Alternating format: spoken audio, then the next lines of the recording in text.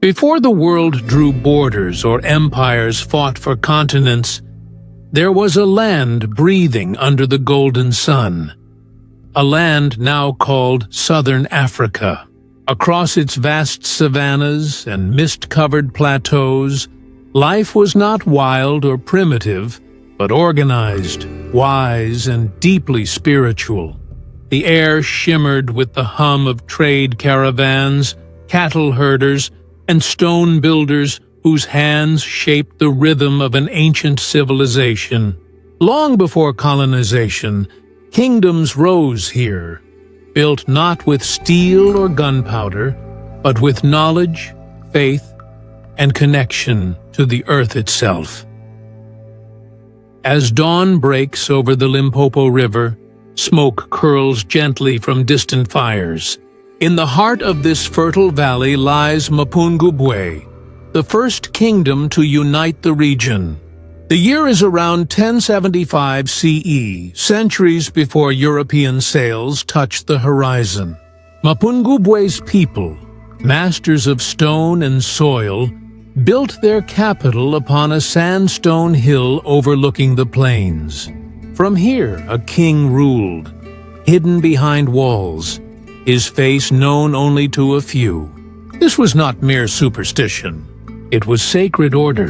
The ruler, seen as the bridge between earth and sky, commanded through silence, ceremony, and symbol. His golden rhino, crafted with delicate precision, stood as proof that art and divinity walked hand in hand on African soil. Trade was the lifeblood that connected Mapungubwe to the greater world. Ivory, gold, and glass beads flowed through dusty trade routes stretching north to the Swahili coast and across the sea to Arabia, India, and China. Archaeologists later found Chinese porcelain shards among Mapungubwe's ruins, silent witnesses of an African kingdom that reached across oceans without leaving its home. Caravans came bearing silk, spices, and stories, while African traders sent back gold and wisdom. In this quiet exchange, cultures met not in conquest, but in mutual curiosity. The city itself was a marvel of design. Houses were arranged in terraces, built from stone without mortar, surviving 1,000 years of rain and wind. Below the royal hill, commoners lived and worked, potters shaping vessels, blacksmiths forging tools, musicians crafting rhythms that echoed through the plains. Night fell not into silence, but into music. Drums whispering to stars, songs carrying history long before any alphabet wrote it down. Each rhythm was memory, each dance a living archive. By the 13th century, Mapungubwe began to fade. The climate shifted, rivers dried, and trade routes moved northward. But its people did not vanish.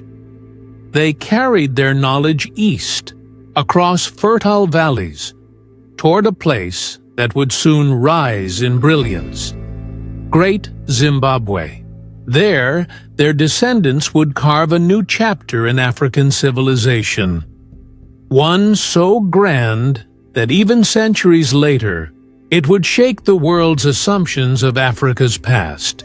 At the height of its glory, around the 14th century, Great Zimbabwe became the beating heart of southern Africa. It was not merely a city. It was a statement carved in stone. Towering granite walls rose without cement, curving gracefully like waves frozen in time. The great enclosure, built of over 1 million stones, still stands today, its smooth arcs catching sunlight as if built yesterday. From its summit, one could see the endless savanna, dotted with cattle, the measure of wealth and life. Archaeologists would later uncover a golden scepter, beads, and ornaments evidence of a royal elite commanding trade networks stretching from the Indian Ocean to the heart of Africa. Trade again defined greatness. Gold mined from the interior flowed eastward to the Swahili coastal ports, places like Kilwa and Sofala, where Arab and Persian merchants arrived with textiles, ceramics, and perfumes. From there, goods sailed onward to India and China, connecting Africa to a global system centuries before the word globalization was born. Great Zimbabwe's merchants were not isolated tribes. They were cosmopolitan entrepreneurs navigating a world of commerce and culture. When Europeans eventually stumbled upon this trade, they found routes long established, highways of exchange built by Africans themselves. But Great Zimbabwe's power was not only in gold or stone, it was in meaning. Its architecture embodied order, spirituality, and cosmic balance. The king, known as the Mambo, ruled as the chosen of the ancestors, maintaining harmony between people, land, and spirit. Every stone wall followed symbolic patterns, circles for unity, passageways for transition, open courtyards for gatherings. At dusk, the scent of burning herbs filled the air as elders recited ancestral praises, a reminder that knowledge was sacred and memory eternal. Then came decline. Around 1450, the city began to empty, perhaps from overgrazing, perhaps shifting trade, perhaps the pull of new lands to the north. Yet Great Zimbabwe did not disappear. It transformed. Its culture and people spread, giving rise to new states, most notably the Mutapa Empire, known in chronicles as Monomotapa. There, the spirit of Mapungubwe and Great Zimbabwe would live again, but now on a scale that touched continents. When the kingdom of Great Zimbabwe began to wane, its spirit traveled northward along river valleys and mountain ridges. Those who once lived among its stone walls carried their skills and sacred traditions into new lands, guided by old songs that remembered where rivers met the sun. Around the mid-15th century, they founded what would become the Mutapa Empire, a realm that stood as one of Africa's most powerful pre-colonial states. Its first ruler, Nyatsimba Mutota, is said to have journeyed from Great Zimbabwe northward in search of salt and fertile lands.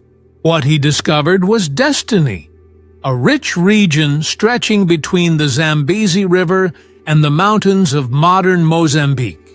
There, he established a kingdom that inherited the gold, the wisdom, and the spirit of its southern ancestors. By the 16th century, the Mutapa Empire, sometimes called Monomotapa, was a thriving center of commerce. Its rulers controlled the trade routes that linked the African interior to the Indian Ocean. Gold, ivory, and iron flowed eastward toward the ports of Sofala and Kilwa, while luxury goods, silk, glassware, and ceramics returned along the same paths. It was a two-way exchange of value and vision. Arab, Swahili, and later Portuguese traders marveled at the organization they found. Structured towns, fortified centers, and royal courts, with emissaries and interpreters. Here was a state that negotiated as an equal, governed by kings whose power was both spiritual and administrative. The Mutapa kings ruled through divine right, believed to be descendants of the first ancestors. Their courts were centers of ceremony and diplomacy. When foreign envoys arrived, they did not find chaos or wilderness. They found hierarchy and decorum. Trumpets made from ivory sounded at royal entrances. Dancers performed rituals invoking the spirits of the land, and envoys presented tribute in orderly fashion. The king's word carried the weight of both law and prophecy. Every decision was made with spiritual counsel, guided by mediums who interpreted the ancestors' will. In this balance between the earthly and the divine lay the empire's enduring strength. The Portuguese were among the first Europeans to encounter the Mutapa Empire. Around 1505, they established forts along the coast of Mozambique, drawn by tales of an inland kingdom overflowing with gold, a land they believed to be the biblical Ophir. By 1561, Jesuit missionaries like Gonçalo da Silveira ventured into the heart of the empire, preaching Christianity to the royal court. For a moment, the world's two hemispheres met face to face, the sacred traditions of Africa and the gospel of Europe. Yet misunderstanding was inevitable. Da Silveira was later executed, accused of disrupting ancestral balance, a tragedy that symbolized the collision of worlds that had grown separately for millennia. Despite such conflicts, the Mutapa state continued to flourish. Its gold sustained coastal trade. Its diplomacy balanced foreign pressures with internal unity. The royal capital, often shifting locations near the Mazo and Zambezi rivers, was described by travelers as vibrant, bustling with artisans, iron smelters, and traders. The architecture echoed that of Great Zimbabwe, built from granite and earth, with enclosures for royalty and courtyards for ceremonies. The empire's governance operated through a network of vassal chiefs loyal to the Mutapa ruler, who collected tribute and enforced order. This was not the dark continent imagined in later colonial myths. This was a land of light, art, and intellect. Religion and cosmology were woven deeply into governance. The Mutapa people believed in Mwari, the supreme creator, whose spirit spoke through sacred shrines and mediums. Hills like Matongeni became centers of pilgrimage, where offerings were made to ensure rain and prosperity. Nature itself was a temple. Rivers, stones, and forests each carried divine essence. Such beliefs bound society together, guiding ethics, rituals, and the rhythm of everyday life. When outsiders came seeking gold, they did not see the invisible wealth that truly sustained these kingdoms, the harmony between people, spirit, and land. By the late 16th century, however, foreign interference deepened. The Portuguese, frustrated by Mutapa's control over gold trade, began to interfere directly in succession politics. They installed puppet kings, demanded tribute, and waged wars when diplomacy failed. The balance of centuries began to tilt. Internal disputes weakened the royal line, and rival chieftains rose from the periphery. Yet, even amid conflict, the legacy of these empires endured. In art, in language, and in the stories passed from one generation to the next. The descendants of Mutapa spread their influence westward and southward, giving rise to smaller but resilient states that carried the torch of civilization across southern Africa. Beyond Mutapa's borders, other great societies thrived simultaneously. The Tswana towns of Botswana, the Rosvi Empire of Zimbabwe, and the Zulu and Sotho ancestors further south. Each had its rhythm, its architecture, its sacred landscapes. The Rosvi, for instance, were known as formidable warriors and builders, maintaining stone settlements modeled after Great Zimbabwe's style. Their capital at Danangomba shimmered under the sun, its walls still whispering stories of kings and ancestors. These were not disconnected tribes, but parts of a shared cultural constellation. A network of advanced African states long before colonial frontiers redrew the map. To the west, in what is now Namibia, the Herero and Nama people lived in harmony with the desert and savanna, following ancient pastoral systems perfectly adapted to harsh climates. Their cattle were sacred, linking wealth to ecology in ways sustainable for generations. Further south, the Khoisan communities preserved one of the world's oldest traditions of storytelling and rock art. Symbols carved into stone tens of thousands of years before Egypt's first pyramid. Each engraving, a spiral, an antelope, a dancing figure, was not mere art, but spiritual communication, recording visions seen during trance dances. These drawings turned southern Africa into a vast, open-air library of human memory. In this great mosaic of civilizations, balance was everything. Trade routes connected inland goldfields to coastal ports.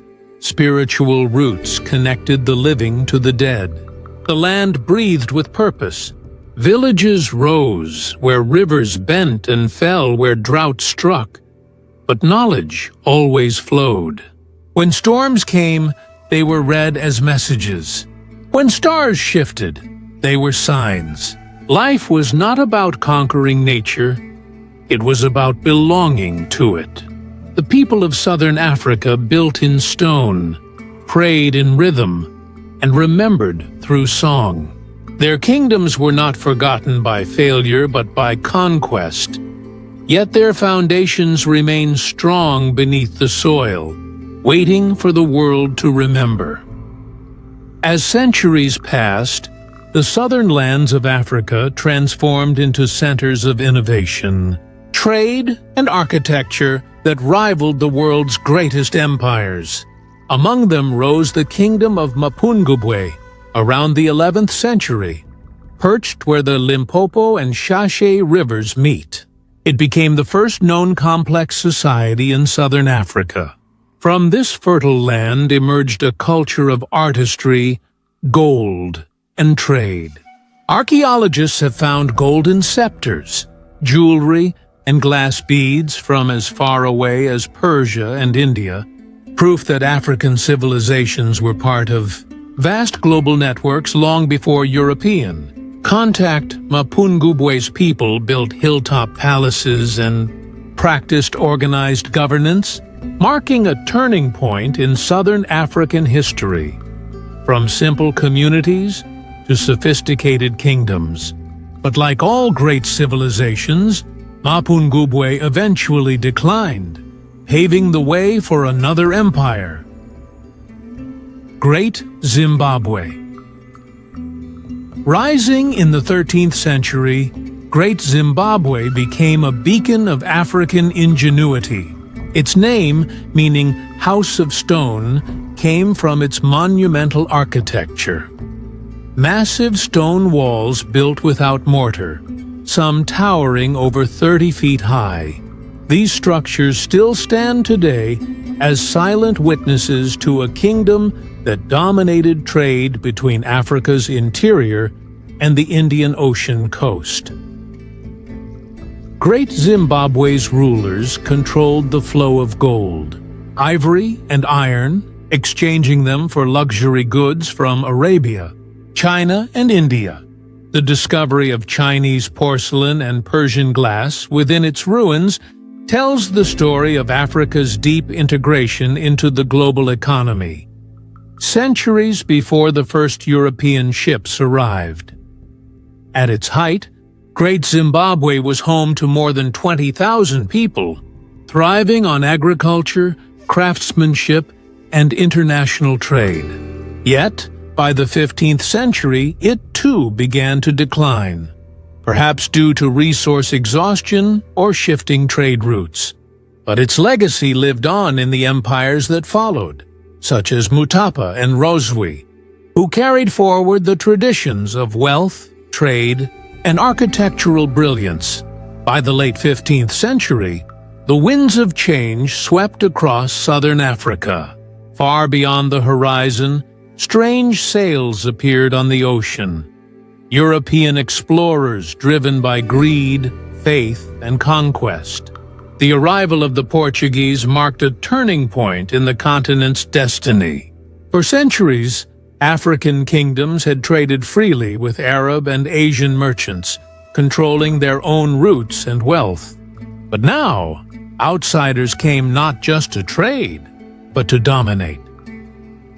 The Portuguese first set foot along the eastern coast, at Mozambique and Sofala, drawn by tales of gold from Great Zimbabwe and the Kingdom of Mutapa.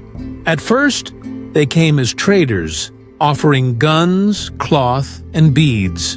But soon, their ambitions grew darker. They began to manipulate local rulers, turning allies against each other and seizing control of key ports and gold mines.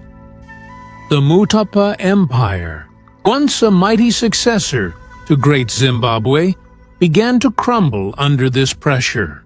European interference, internal betrayal, and forced conversions fractured the kingdom. The Portuguese imposed heavy taxes, took local women as hostages, and demanded tribute in gold. What had once been a proud and independent civilization was slowly being dismantled, not through open war, but through deception and economic control. As the centuries unfolded, waves of colonization began to reshape southern Africa. Dutch settlers arrived at the Cape of Good Hope in the 1600s, building farms on land that had sustained the Khoisan and San for thousands of years. The balance of power shifted once again, from African kingdoms to European empires. But even in the face of conquest, the spirit of Africa never died. Local resistance rose again and again, from the warriors of the Zulu kingdom, who defied British troops with unmatched courage, to the hidden leaders of the Shona and Ndebele, who continued their traditions in secret. The fall of the ancient empires did not erase their memory. It buried them beneath layers of silence. And that silence became the soil from which modern African identity would one day rise again.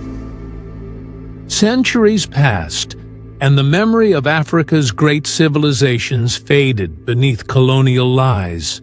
When European explorers and scholars arrived in the 19th century, they gazed upon the massive stone ruins of Great Zimbabwe, walls rising from the earth without mortar, carved with precision and power, and refused to believe that Africans had built them. Colonial archaeologists claimed the structures were the work of Phoenicians, Arabs, or even lost Europeans. They could not imagine that long before colonization, African architects, engineers, and philosophers had created thriving cities. It was a deliberate erasure, a rewriting of history to justify conquest. But truth has a way of resurfacing. By the mid-20th century, as African scholars reclaimed their past, archaeological evidence shattered colonial myths. Carbon dating and cultural artifacts revealed what the people had always known: that Great Zimbabwe, Mapungubwe, and countless other cities were built by Africans. For Africans, these findings ignited a quiet revolution. Across the continent, voices began to rise, echoing a single truth: Africa was never a dark continent. It was a continent of light, stolen and dimmed by outsiders. In modern Zimbabwe, school children now study the story of their ancestors. Kings who ruled with wisdom, traders who connected continents, and artisans who carved gold and granite into symbols of unity. The name Zimbabwe itself, meaning House of Stone, was chosen by the nation after independence to honor that legacy. Across Africa, historians, artists, and filmmakers are piecing the puzzle back together. From the archives of Ethiopia to the ruins of Mali and the forests of Congo, a new generation is reclaiming the continent's true story, not one of colonization, but of creation. And yet, this rediscovery is more than history. It's healing. For centuries, Africans were taught that their story began with slavery or colonization. Now, the world is learning the truth. Their story began with invention, exploration, and vision. As the sun sets over the plains of southern Africa, the narrator's voice fades to a whisper. The stones remember, the rivers remember, the soil beneath our feet remembers. Empires may fall, names may change, but the spirit of the builders, the true founders of Africa, still breathes in every sunrise. Soft drums fade in, blending with the sound of wind over the savannah. A golden aerial shot of Great Zimbabwe appears, its walls glowing under twilight. The screen fades to black with the words, "Dedicated to the forgotten architects of Africa, whose maps, cities, and dreams shaped the world before the world knew itself."